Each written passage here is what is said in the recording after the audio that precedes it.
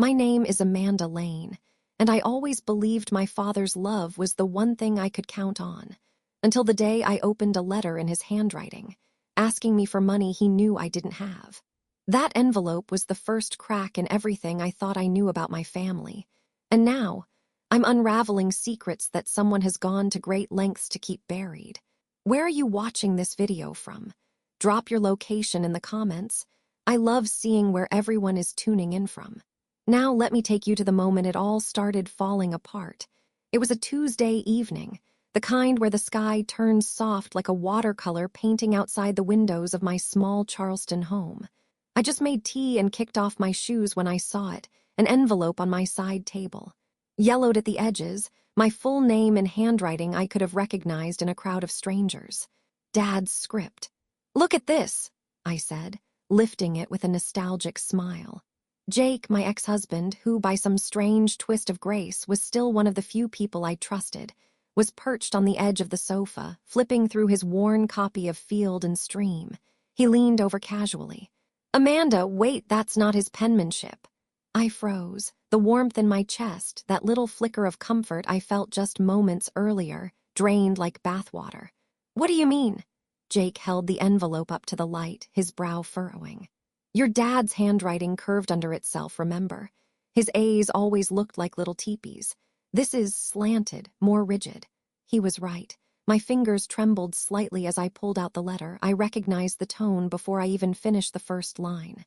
"Amanda, I need you to wire me $10,000 immediately. Don't tell anyone, it's urgent." I laughed, a short, stunned sound. 10,000? Why would he ask me? He knows I don't have that kind of money.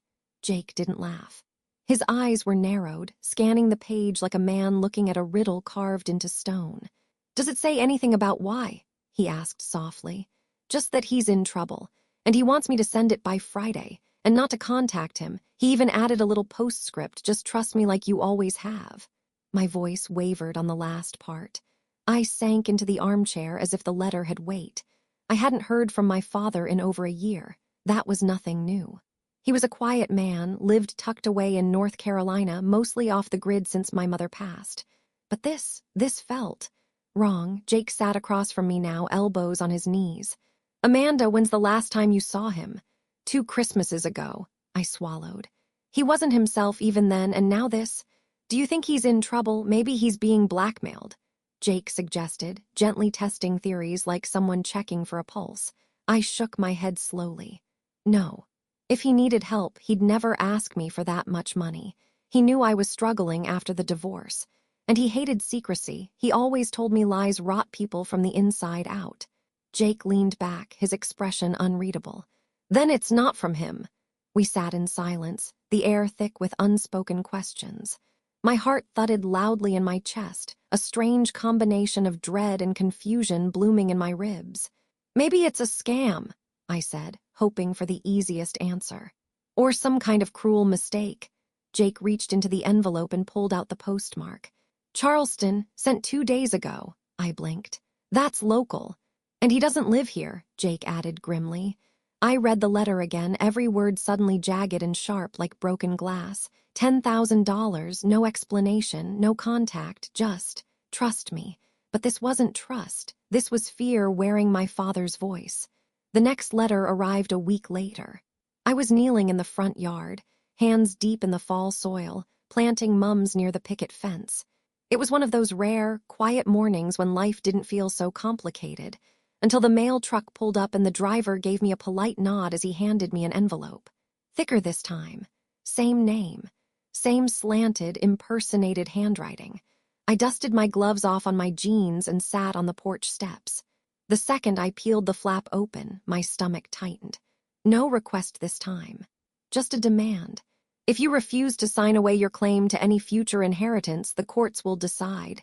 You have until the 10th to comply." No signature, no explanation, just a notary stamp with my father's name beneath it mocking me. I stared at the letter for a long time, the garden forgotten. What was this? Why would my father send me something so cold, so legal? And why now, after years of silence? Jake stepped onto the porch, wiping his hands with a rag. He had been fixing my back gate that kept swinging open, uninvited like so many things in my life lately. "Another letter?" he asked, instantly picking up on the shift in my face. I held it out, unable to speak. He read it slowly, his jaw tightening with each line. "This isn't just weird anymore," he said. "Amanda, this is illegal."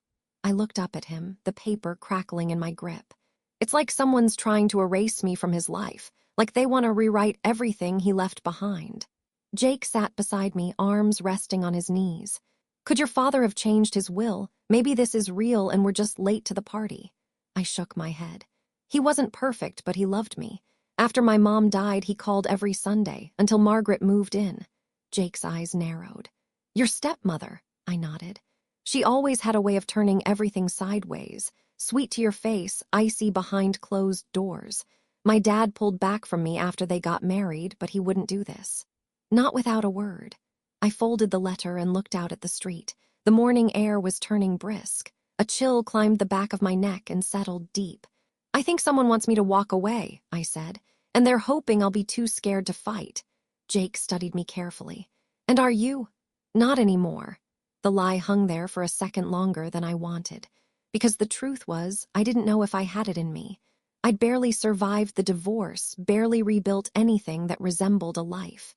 And now, here I was again, fighting shadows, chasing ghosts with my ex-husband sitting on the porch beside me like we never burned down our whole life 5 years ago. Jake reached out, touching my wrist lightly. "If this goes legal, you'll need proof, something to show this isn't your dad's doing." I nodded slowly. "I want to find out who's doing this. I want to know why. And if someone's forging my father's name, they're going to regret trying to cut me out of the truth." Jake leaned back with a faint smirk. "Now there's the Amanda I remember." I didn't smile. I couldn't. Not with that letter in my lap and my father's name being twisted like a weapon. So I went inside and pinned both letters to the corkboard in my kitchen. Side by side. An accusation and a threat. The start of a puzzle I hadn't asked for, but one I was suddenly desperate to solve. The drive to Asheville felt longer than it used to. Maybe it was the weight of questions I carried in the passenger seat, or the fact that every mile away from Charleston felt like peeling back a layer of myself I'd carefully reconstructed. Jake drove while I sat quietly, the hills and winding roads stirring old memories I wasn't ready to face. It had been years since I'd been back. The last time was Thanksgiving, before my father stopped calling, before the silence became the only sound between us. I remember the porch light flickering that night, my dad's arms pulling me in too quickly, like he already felt me slipping away. Margaret had made dry turkey and bitter conversation. I hadn't gone back since. Now we were pulling up to the house, and it looked hollow. The front yard was overgrown, weeds pushing through the cracked walkway. The once bright shutters were chipped and faded, the paint on the mailbox long peeled away. But what stopped me cold was the plywood nailed across the windows. Every single one. I stepped out of the car slowly, gravel crunching under my boots. Jake followed behind, surveying the scene with quiet caution. "This can't be right," I murmured. "Someone's been living here, haven't they?" Jake gave the front door a try. Locked. The doorknob spun uselessly in his hand. "Looks abandoned," he said. "Maybe months, maybe years." My chest tightened. "Why didn't anyone tell me?" A voice interrupted from across the street. "Because there wasn't no one left to tell, honey." We turned. An older woman stood on the porch of the little blue house across the way, her silver curls tucked beneath a floral bandana. She held a watering can like it was part of her, worn and steady. "I'm sorry," I called over. Did you know the people who lived here?" The woman walked down her steps and crossed the road like she had all the time in the world. "Lived here? Sure, your daddy and that second wife of his, I'm Dolers." "Amanda," I said, offering my hand. "This was my family's home." Her eyes softened. "Well, that makes sense. You look like your mama, kind like." That caught me off guard. "Thank you." Jake stepped forward. "We came looking for her parents. She got some strange letters." Dolers nodded knowingly, like she didn't even need the details. "Sugar, they left a while back. Margaret packed up and drove off in a hurry. No goodbye, no forwarding address. But your father," she paused, her mouth tightening. "What about him?" I asked, the breath catching in my throat. Dolers looked away toward the mountains. "I heard he passed. Cancer, maybe, not sure, no service, just gone." A long silence wrapped around us like fog. Gone. I didn't cry. I didn't say a word. I just stared at that boarded-up house, the broken reflection of everything I never got to say. Jake rested a hand on my shoulder. I didn't shrug it off. Are you sure? I finally managed to ask. Dollars nodded. Quiet as a whisper. I figured you'd known. Shook my head slowly. No one told me. The betrayal settled like sediment in my chest. Margaret hadn't called, no letter, no obituary, just vanished. And now someone was using his name to chase me away from a truth I hadn't even been allowed to grieve. Did anyone see him in his final days? Jake asked gently. Was there a nurse, a hospice worker, anyone? Dollars looked thoughtful. He didn't have many visitors, but there was a man who came by in a Navy car, real official looking. Suits, clipboards, once or twice, then nothing. I filed that away. We thanked her and walked back to the car, the autumn breeze cutting sharper now. I took one last look at the house that raised me and realized I didn't recognize it anymore. Not just the broken windows and peeling paint, but what it now stood for: secrets, abandonment, and maybe a lie worth chasing down. As Jake started the engine, I whispered to myself, if he's gone, I deserve to know how. Inside the house, time had stopped.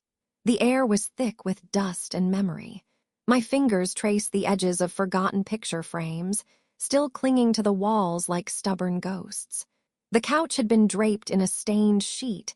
The kitchen smelled faintly of mildew and old grease, and the floorboards creaked under every cautious step. Someone left in a hurry, Jake muttered, lifting a pile of unopened mail from the dining room table. I nodded, brushing dust from a faded family photo. My father, years younger, one arm around my shoulder, the other holding a fishing rod. Margaret stood just beside us, smiling with the kind of smile that never reached her eyes. I almost asked aloud, was it all fake? But I didn't want to hear the answer.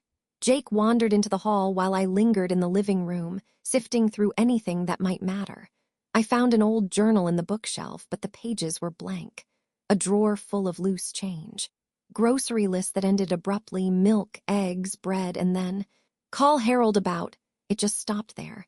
Then faintly the sound of a siren. I froze. Jake poked his head out from the hallway.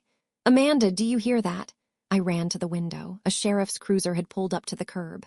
Did you trip an alarm? I whispered. Jake looked bewildered. The place has no power, no alarm system. The siren cut out, replaced by the unmistakable squawk of a radio and the distant crackle of a voice. Another car pulled in behind the first. Someone called this in, Jake said grimly. Probably the bank or Margaret. Adrenaline surged. The front door was still locked, but our car was parked out front. If they looked inside and saw signs of movement, we have to go, I said, panic rising. Jake's eyes darted to the back of the house. I'll stall them. What? No. I'll buy you time, he said quickly, already moving. Just get out the back, down the hill, take my phone, call Harold. I hesitated, torn between the front hallway and the broken back porch. Amanda, he said firmly, placing a hand on my arm. We can't both run, one of us has to stay. I wanted to argue, to stop him, to say this isn't your problem anymore, but instead I nodded. Be careful. Jake gave me a crooked smile. Aren't I always? He opened the front door just as a flashlight beam landed on the porch. Officers, he called out, hands up. I can explain. I didn't wait to hear more. I slipped through the back door, the screen flapping loose behind me. The backyard was tangled with vines and half-swallowed garden beds. I ducked under a low-hanging branch and darted through the overgrowth, heart hammering like a warning bell. Down the hill, through a fence that had long since rotted open, and onto a wooded path I remembered from childhood, one that led toward the old gas station on Highland Road. I didn't stop running until the sirens were far behind. Only then did I crouch behind a rusted dumpster, hand pressed to my chest, breath shaking in and out. Jake's phone buzzed in my pocket. One text. They're questioning me, but I'm fine. Keep going. I swallowed hard. My ex-husband had just bought me time with the cops.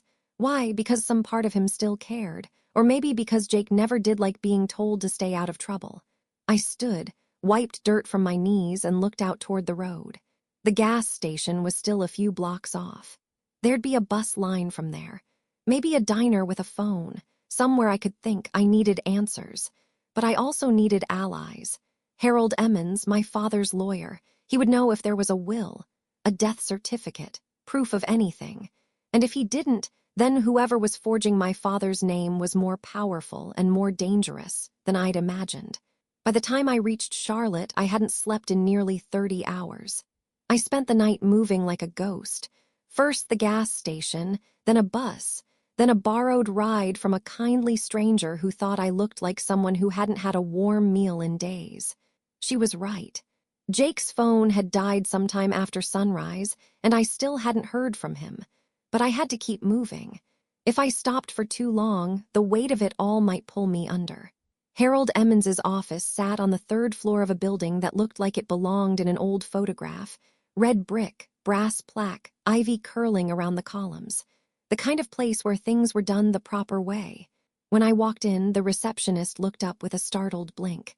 "I need to speak with Harold," I said, trying not to sound like someone running from flashing lights and fake letters. She hesitated, her hand hovering over the phone. "Do you have an appointment?" "No," I admitted. "But my name is Amanda Lane. My father was Richard Lane. I think someone's using his name." The pause that followed stretched long enough to make my throat dry. Then, from behind the frosted glass door, a voice called out, "Let her in." Harold Emmons looked exactly as I remembered. Neatly pressed shirt, silver hair swept back with surgical precision, and those sharp gray eyes that made you feel like you'd been x-rayed just by standing near him. "Amanda," he said, stepping forward. "I was wondering when you'd come." I blinked. "You knew." "Not everything." He gestured to a leather chair in front of his desk. "But I suspected." I sat, the old cushion sighing beneath me. Harold closed the door and returned to his seat. "I received word about a week ago," he said, "that someone had attempted to access an account your father left behind, under your name." He slid open a drawer, pulled out a manila folder, and placed it on the desk between us. That's when I knew something wasn't right. My voice came out thin. "Is he really gone?" Harold's expression shifted, solemn but not cold. "Yes, Amanda, I'm sorry. Your father passed 3 years ago, pancreatic cancer. It was fast. I handled the estate, what little there was." I sat still, the words landing without form. No tears, no gasp, just a hollow silence. "And no one told me." "I contacted the emergency contacts listed on file," he said gently. "Your stepmother, Margaret." "Of course.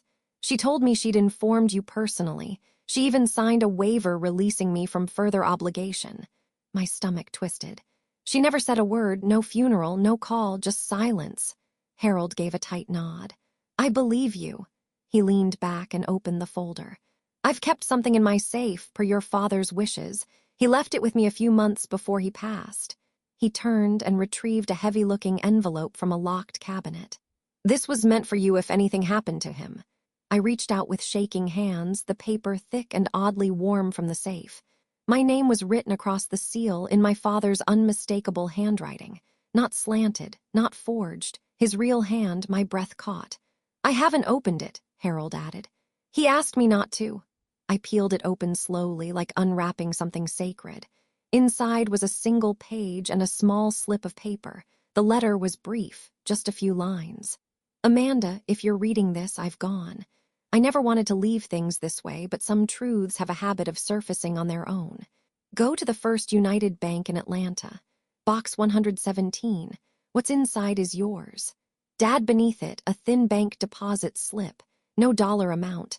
Just the box number and the name of a bank I hadn't thought about in years. I stared at the paper for a long time, my pulse rushing louder than the traffic outside. "Did he say what was in the box?" I asked. Harold shook his head. "Only that you would need it when the time came." "When did he leave this with you?" 6 months before he died."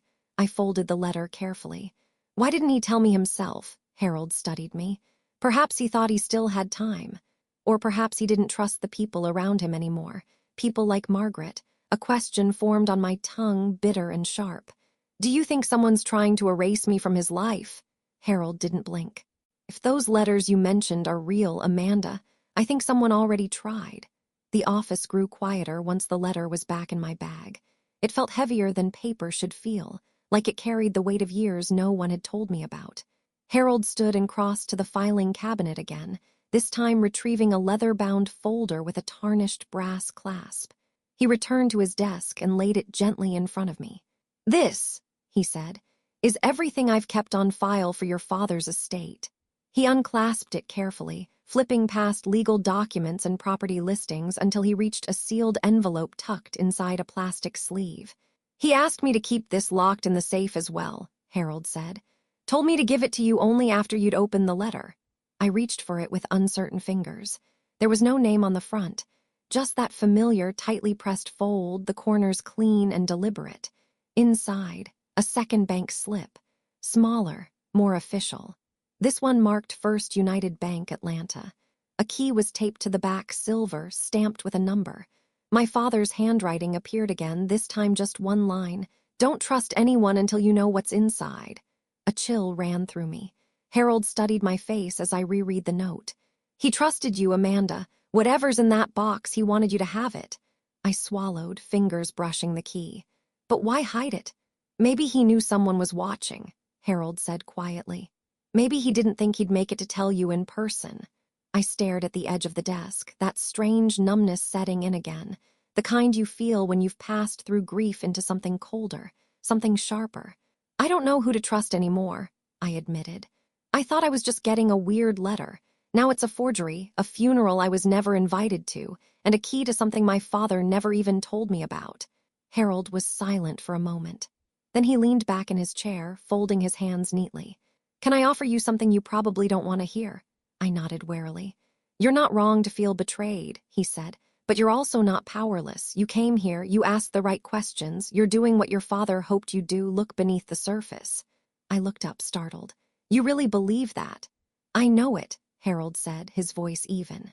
Your father never stopped loving you, Amanda. He just let someone else take the reins. And that someone didn't want you involved. I didn't have to say her name. We both knew it. Margaret. That woman had wedged herself into every part of my father's life, and now, it seemed, she'd been trying to pry me out even after he was gone. I held the key tighter, like it could anchor me to the truth I hadn't yet seen. I need to find out what's in that box, I said finally. It could be the answer, or at least a map to it. Harold nodded. I can call ahead. I still have contacts at the Atlanta branch. No, I said quickly. Not yet. He raised a brow.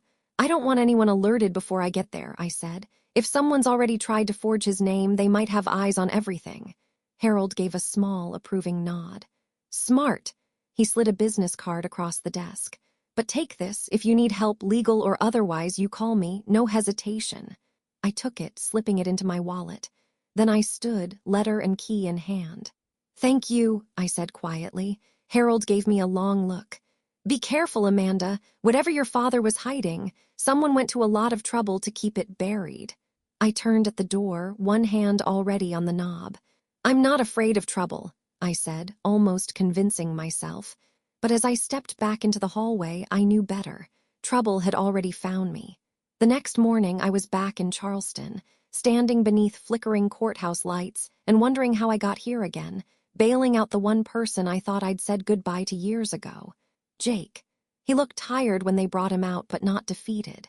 The same crooked smirk I remembered from our early days flickered across his face the moment he saw me. Didn't think I'd be the damsel in distress this time, he joked as they handed him his things. I didn't smile. Not quite. But my chest eased a little. You're lucky they didn't press charges, I muttered. Trespassing, breaking, and entering. Jake shrugged. All I did was stand on a porch and tell them I was waiting for a friend. Inside a boarded-up house. He gave a slight wince. Minor detail. We walked out into the cool morning air. The courthouse steps were damp with last night's rain. I had slept in my car, parked 2 blocks away, curled up with a jacket over my lap and the key to a mystery pressing into my side. Jake stopped and looked over at me as we reached the bottom step. You okay? No, I said honestly. Do you want to talk about it? Not yet. He nodded like he understood. And he did. Maybe better than anyone else ever had. We walked down the street in silence until we reached the small diner across from the courthouse. The same one we used to go to after appointments, after fights, after big news and broken plans. A place with coffee that tasted like burnt hope and pancakes that somehow made it all feel manageable. The waitress didn't even look surprised to see us together. She just handed us 2 menus and poured us 2 mugs without asking. You didn't have to come, Jake said once we were seated. But you did. I traced the rim of my mug with my fingertip. You didn't have to stall the cops for me, but you did. He smiled faintly. Guess we're still terrible at letting each other fall. I guess, I said. The diner was quiet, just the hum of the fridge and the low murmur of two older men debating high school football in the corner booth. I looked across at Jake, at the faint bruise forming under his jaw where the officer probably shoved him against the car. I hated how familiar that stirred-up protectiveness felt. You really didn't have to do that, I said softly. You didn't have to go back with me. You didn't have to get arrested for it. Jake leaned forward, elbows on the table. Amanda, you're still family, you always will be. My throat tightened unexpectedly. We didn't work, I whispered. No, he agreed, but that doesn't mean I stopped caring. The words sat between us like something fragile. I looked down at the key in my hand, wrapped in a tissue now, safe in my coat pocket. I found something, I said finally. A safety deposit box in Atlanta. Jake's brows lifted. What's in it? I don't know yet, but it's from my dad, hidden for years. Jake sat back. So he was trying to reach you, even after everything. I nodded. Yeah, but someone else has been trying to keep me in the dark. Margaret, probably. Jake's expression hardened. Then we've got a lead. That's more than we had before. The word caught me off guard. But I didn't correct him. Because as much as I'd told myself I was doing this alone, the truth was, I didn't want to. There's something about sitting across from the one person who's seen you at your absolute worst and didn't flinch that makes everything feel a little less impossible. I'm going to Atlanta, I said. Maybe tomorrow, maybe even tonight. Jake nodded. Then I'm coming with you, I blinked. Jake, you don't have to, he raised a hand. I know, but I want to, like I said, we finish what we start. I looked at him for a long moment. You really think we're going to find answers? I asked. Jake sipped his coffee and shrugged. I think we're going to find the truth, and that's more dangerous than any lie. The First United Bank in Atlanta didn't look like much, just a squat, gray building wedged between a boutique gym and a dry cleaner, its windows tinted like secrets. I stepped in, heart drumming louder than the elevator music playing overhead. Jake followed behind me, quiet, alert, his presence steadying me in ways I didn't dare admit out loud. At the front desk, a young woman with a perfect bun looked up and smiled. How can I help you? I'm here to access a safety deposit box, I said. Box number 117. Her fingers moved quickly over the keyboard. And do you have the key? I pulled it from my coat pocket, the metal cold against my palm. Do you have ID as well? I handed her my license, which she studied, then glanced back at her screen. She paused. This box hasn't been accessed in years, she murmured, almost to herself. Then she looked up with a polite smile that didn't quite reach her eyes. Right this way, Ms. Lane. Jake and I followed her through a security door and down a quiet hallway lined with numbered brass boxes. She stopped at the end of the row and gestured. Box 117. I stepped forward and inserted the key. The mechanism resisted at first, like the box was hesitant to reveal what had been hidden so long. Then with a click, the door creaked open. Inside was a folder thick with papers, an old photograph, and a letter with my name on it. I reached for the letter first. My hands trembled before I even unfolded it. The ink had faded in places, but I recognized the handwriting instantly, unmistakably his. Amanda, I know you probably never understood why I pulled away. I wish I could explain it all with one sentence, but there isn't one. It was Margaret. She made it clear that if I wanted peace in my final years, I had to make a choice. And I was tired, Amanda. I didn't choose right. I see that now. I left this box because I knew she'd try to take everything, not just money, but memory. You were always the best of me. The box contains my original will, a few documents Margaret never found, and the photo I never had the courage to show you. It changes everything. You deserve the truth. Dad, I exhaled shakily and looked down at the photo. It was old, taken on a dock somewhere, my father smiling, holding a toddler in his arms. But it wasn't me. I knew that face. That wasn't me. Jake leaned in. That's Margaret, I finished quietly, much younger, maybe 18. And the child, I didn't know. I looked back at the documents. One was a birth certificate. The same name as on the envelope, but with a twist I wasn't ready for. My father had legally adopted a child I'd never heard of, Margaret's child, before they were even married. My breath caught. Why would he do that? I whispered. Why hide it? Jake shook his head. Or why would Margaret erase it? The sound of the door opening made me jolt. The bank staffer from earlier stepped in slowly. You're not the first one to ask about this box, she said softly. I froze. Jake rose, instantly on edge. Who else? She hesitated. A woman, older, tall, blonde, said she was your mother. My skin prickled. She's not, I said firmly. She's my stepmother. The staffer nodded, eyes darting toward the open box.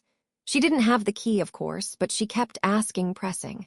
We told her access wasn't possible without authorization. When was this? Jake asked, voice hard. 3 weeks ago. Long before the first letter showed up in Charleston. So Margaret knew. She knew the box existed. And if she didn't have the key, she must have known something even worse, that its contents could destroy the story she'd been carefully building. My father's will. The adoption papers. The photo. The proof that whatever Margaret told the courts, the family, or anyone else, it was a lie. And now I held it. By the time we got back to Charleston, the rain had started again, light at first, then steady. It tapped against the windshield like a clock ticking louder with each mile home. I didn't speak much on the drive. The photograph was burned into my mind. That toddler in Margaret's arms, the way my father looked at her. Not with duty, with guilt. She'd been rewriting our family before I even knew we were broken. The next morning, I sat across from Harold again, this time in his office with Jake beside me. I laid the documents out slowly, one by one, like pieces on a chessboard. The will, the adoption papers, the birth certificate, and finally the letter.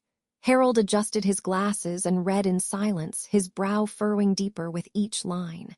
I knew there were gaps, he said eventually, but I didn't know how far they went. I pointed to the signature on the forged letter, the first one I'd received. Can we prove this wasn't his? Harold nodded. Yes, and we'll start with a handwriting comparison. I have documents he signed in front of me, legal ones. He opened a drawer, pulled out a sealed file, and retrieved an official affidavit from years ago, my father's unmistakable script looping neatly across the bottom. Then he laid it beside the forgery. Notice the baseline, Harold pointed. Your father's letters always dipped slightly at the end. These, he tapped the forged letter, are artificially even. It's common in copied handwriting. People imitate form, not rhythm. Jake leaned in. Can we confirm that legally? I'll bring in a handwriting analyst, Harold said. It's more common than you think, especially in contested wills. But this, he held up the photo, this is what might break the case. I swallowed. It proves he adopted her child years before the marriage. It proves motive, Harold replied. If Margaret wanted to control the estate, especially if there was tension between you and your father, this kind of erasure would serve her well. Erase me, I said quietly. Erase the version of him that chose me. Harold sat back. Amanda, I don't know what her endgame was, but it looks like she wanted to redirect his legacy, possibly to that child, maybe to herself, but the forgery, that's fraud. Jake looked at me, eyes steady. So what happens next? Harold opened his desk drawer and pulled out a legal folder. I've already started filing the request for an official investigation. If you're ready to testify, we can submit this evidence to the district attorney. I nodded. I am. Good, Harold said, because there's something else. He handed me a piece of paper, an address, neatly printed in block letters. She's still in South Carolina. Changed her last name back to her maiden name, but it wasn't hard to find. I stared at it. A lakeside community. Quiet, wealthy, the kind of place you move to when you think you've already won. Jake's voice cut through my thoughts. What are you going to do? I looked up. She tried to make me disappear, I said. Now it's her turn to be seen. I didn't sleep the night before. I laid in bed, staring at the ceiling fan spinning above me like it could hypnotize the fear out of my chest.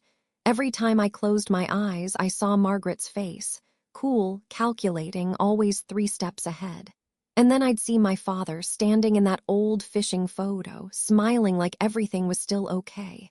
But nothing had been okay for a long time. That morning, I dressed deliberately. Crisp blazer, simple earrings, hair back. I needed to look the part not just for the prosecutor, but for myself. Like someone who wouldn't be silenced again. Jake offered to drive me downtown, and I let him. We didn't talk much, but his presence calmed the noise in my head. The district attorney's office sat inside a limestone building that looked more like a courthouse than a place for quiet revenge. Inside, everything was polished, impersonal. The receptionist barely looked up as I gave my name. "Assistant District Attorney Simmons will see you shortly," she said. 10 minutes later, I was sitting across from him in a small, glass-walled office. Ada Simmons was younger than I expected, late 30s maybe. Sharp features, close-cropped beard, sleeves rolled up like he was halfway between courtroom and war room. He didn't smile, but he didn't look skeptical either. That was a win. "I reviewed the file Mr. Emmons sent ahead," he said. "You have quite the paper trail." I handed him the originals. "There's more." He glanced through the documents, side-by-side handwriting samples, the adoption papers, the photograph, the will, and the bank's witness statement confirming Margaret's failed attempt to access the safety deposit box. When he reached the forged letter, he held it up. "This is what started everything." I nodded. It was the first time I thought my father had turned on me, but now I know it wasn't him. Simmons looked up. "And you're prepared to testify that this signature is forged?" "Yes. And Harold Emmons can confirm my father's handwriting. He has original legal documents signed in front of him." Simmons nodded slowly, laying the forgery flat on the table like a smoking gun. "There's enough here," he said. "This isn't just a family dispute. It's attempted inheritance fraud. If the handwriting analyst confirms the signature is fake and the will in the safety deposit box is validated," he trailed off. "What happens then?" I asked, my voice steadier than I felt. "We move to indict," he said simply. "The arrest can happen the same day." The air in the room shifted. After all the quiet betrayals, all the closed doors, all the letters meant to push me into silence, this was real. Simmons stood. "We'll need you to come with us, Ms. Lane." I blinked. "Right now," he nodded. "This ends tonight." Jake was waiting in the lobby, his foot bouncing nervously when I came back out. "They're going after her," I said quietly. "Today." Jake stood quickly. "You're sure you're ready?" I looked at him, really looked at him.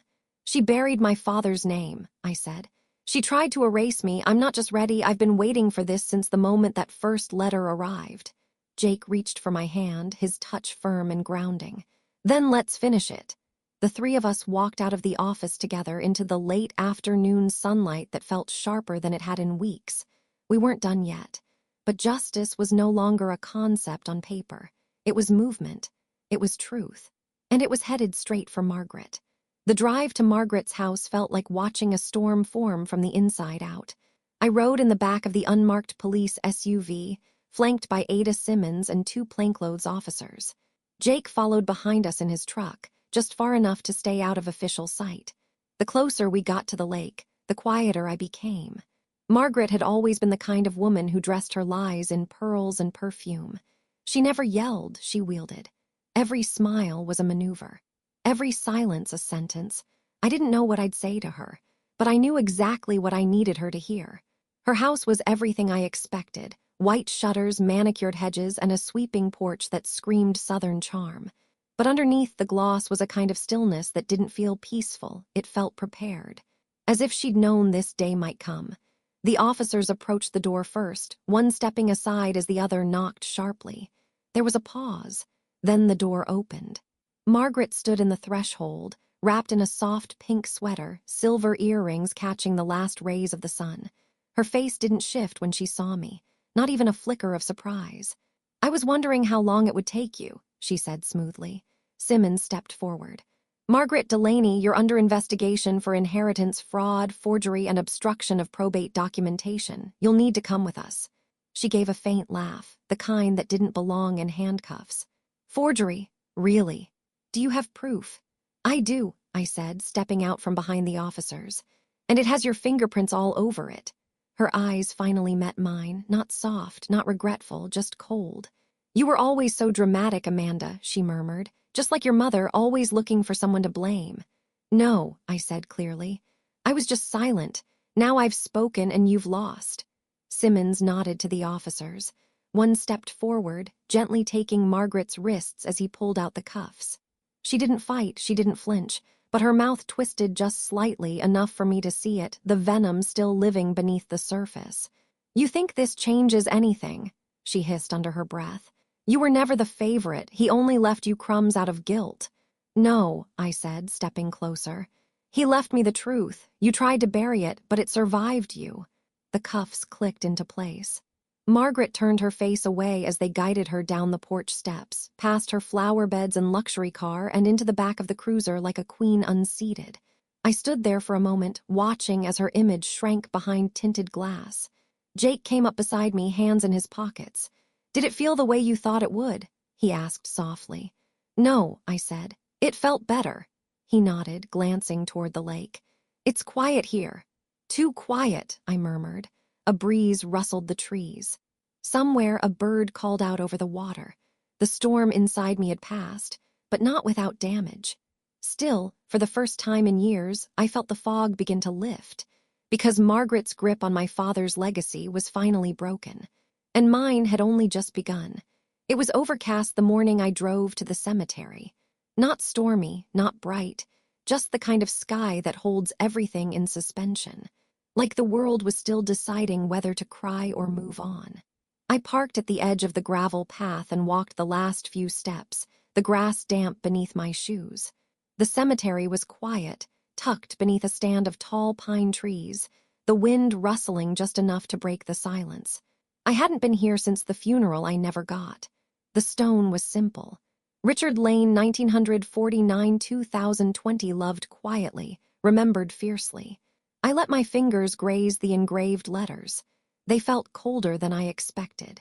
Maybe because I didn't know this version of my father, the one that died alone, kept in shadow by someone who was supposed to love him. I pulled the folded letter from my coat pocket, the one he'd left for me in the deposit box, the one I must have read 100 times by now, though it still made my throat tighten every time.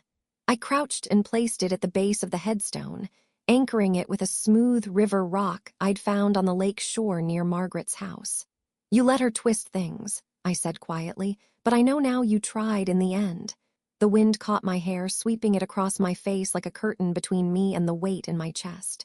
I don't forgive you, I whispered. Not yet. The truth felt raw but honest. You should have fought harder for me, called, written, showed up, but you didn't, and it left a hole I've spent years trying to ignore. A pause. But I see it now, what you left, what you protected, and maybe that's enough. I looked down at the letter one last time. You didn't leave me with answers, but you gave me a key. There were no tears, not like I expected, just a soft ache that wasn't sharp anymore, like something long bruised finally healing. I stood slowly, brushing the dirt from my palms. A few rows over, a man knelt at another grave, his child running small circles around the headstone. Life moved on, even here. I turned to go, but something stopped me. I pulled a small flower from my coat pocket, a lily from the bouquet I'd bought but hadn't brought myself to carry. I knelt once more and laid it gently across the top of the stone. I found my voice, I said softly, and I'm not letting anyone silence it again. Then I walked away, not because I was finished grieving, but because I was finally allowed to begin. 1 year later, the Asheville house doesn't creak with ghosts anymore. The boards are gone from the windows. The porch has been repainted white. The weeds that once devoured the garden now bloom in careful rows of lavender and rosemary. I call it the turning room, not just a writing retreat, but a place where women can come and begin again, where grief isn't rushed, and silence is treated like the beginning of a sentence, not the end of a story. I live here most months now. I run workshops for women whose families told them to sit down, be quiet, keep the peace at any cost. They arrive with aching shoulders and polite smiles, and they leave standing straighter. Sometimes we write. Sometimes we just drink tea on the porch until someone says the thing they've never dared say aloud. Jake visits every few weeks. He helped with the renovations, the landscaping, even the stubborn pipes under the sink that screamed every time the water ran. He says he finds peace here. I believe him. This afternoon, he brought a basket of lemon muffins from a bakery down the road, and we sat on the porch as the autumn wind stirred the trees. You've made this place something else, he said, glancing toward the open window where laughter drifted out from the kitchen. I smiled faintly. It's not about rebuilding what was lost. It's about building something that was never allowed to exist. Jake nodded. watching the breeze flutter the curtain inside. "You ever think about what might have happened if none of it had come out?" he asked. "All the time," I said. "I'd probably still be wondering why I wasn't enough for my father, why he never came back, why I kept feeling like a ghost in my own family." I took a sip of tea, letting the steam warm my face. "But now I know it wasn't about being enough," I continued. "It was about someone else being afraid of what I knew, what I was. Margaret didn't erase me because I was weak. She tried to erase me because I was the only person who could ruin the lie she built." Jake leaned back, his arms slung over the back of the porch swing. "So was justice what you expected it to be?" I thought for a moment. "No," I said. "Justice wasn't about punishment, it was about permission."